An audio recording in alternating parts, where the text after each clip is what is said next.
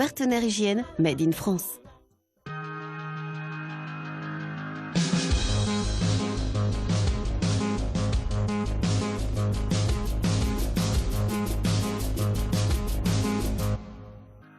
L'école Lévi-Strauss menacée de fermeture en raison de problèmes de sécurité. Des nouvelles rames TER déployées en 2016 sur la région Rhône-Alpes. Et puis les adieux à Gerland et à l'OL de l'emblématique speaker Dominique Grégoire. Véritable institution dans le quartier, l'école Lévi-Strauss dans le 1er arrondissement devrait bientôt fermer ses portes. L'établissement qui se situe au 3e étage de cet immeuble n'est désormais plus aux normes de sécurité. Cette école, en cas d'incendie, doit être évacuée d'une manière très particulière, qui est en fait un dispositif qu'on appelle une chaussette, qu'on déploie, en fait c'est un tube en textile qu'on déploie du 3e étage, à 13 mètres de haut, et par lequel les enfants doivent sauter pour évacuer. C'est un dispositif d'évacuation extrêmement compliqué, qui pose des soucis d'organisation, de mise en œuvre. Le groupe scolaire, qui n'a ni cantine ni cours de récréation, accueille aujourd'hui une 60aine d'enfants inscrits du CP au CM2. Des contraintes qui pourtant ne dérangent pas les parents d'élèves. Enfin, je comprends pas, c'est vraiment la vie de ce quartier, ses commerçants. Après, voilà, tout dépend de ce que la mairie décide de faire pour, comme projet pour ce centre-ville, à savoir est-ce qu'il veut vraiment que ce soit que des bureaux, des commerces. Voilà, nous, on aimerait conserver donc notre école qui fait partie qui est la vie de ce quartier. Des tests de sécurité devraient être réalisés en janvier. Et en cas de fermeture, la ville annonce déjà que les élèves pourront être accueillis dans d'autres établissements.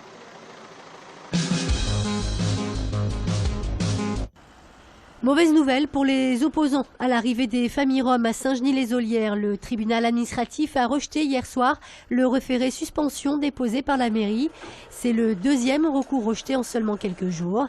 L'association Chapoli attend à présent que la justice se prononce sur le fond du dossier.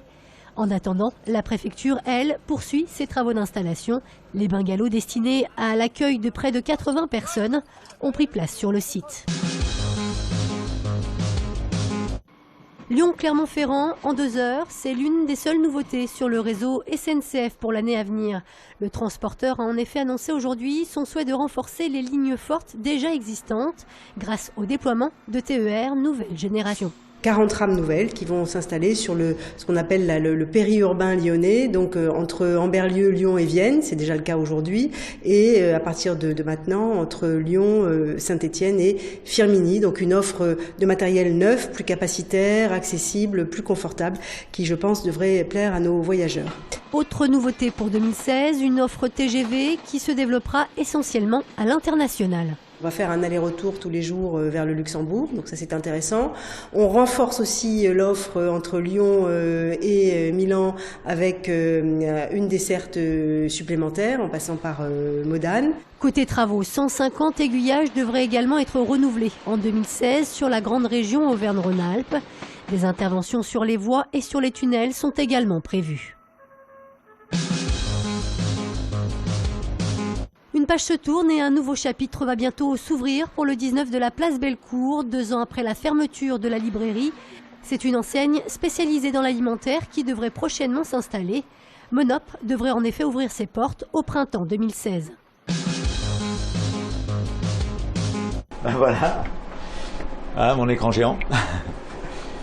Et puis ma cabine, ma cabane.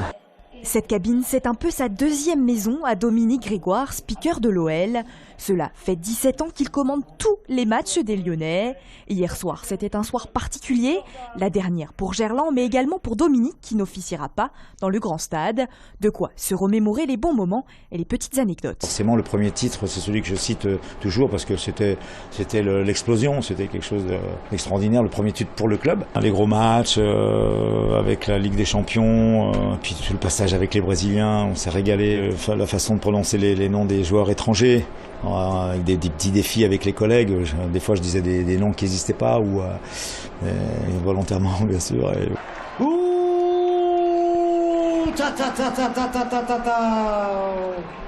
ouverture du score pour l'Olympique Lyonnais.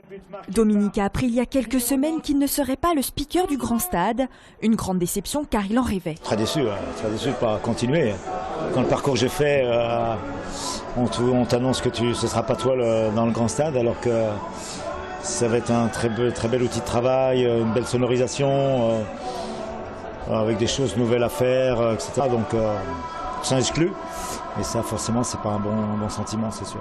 Mais à 64 ans, Dominique est loin de prendre sa retraite. Speaker, pour le basket, son premier amour. Sa voix va donc continuer de résonner, mais dans d'autres enceintes. Mesdames et messieurs, c'est terminé. Victoire de notre équipe 2-1. Début parfait pour l'Asvel qui disputait hier soir le deuxième tour de la Coupe FIBA. Les Villeurbanais l'ont emporté 95-79 face aux Finlandais de Joensuu. Il s'agit là de la 17e victoire en 20 matchs disputés depuis le début de la saison. La prochaine rencontre en Coupe européenne est prévue le 6 janvier et ce sera face aux Israéliens du Maccabi Rishon.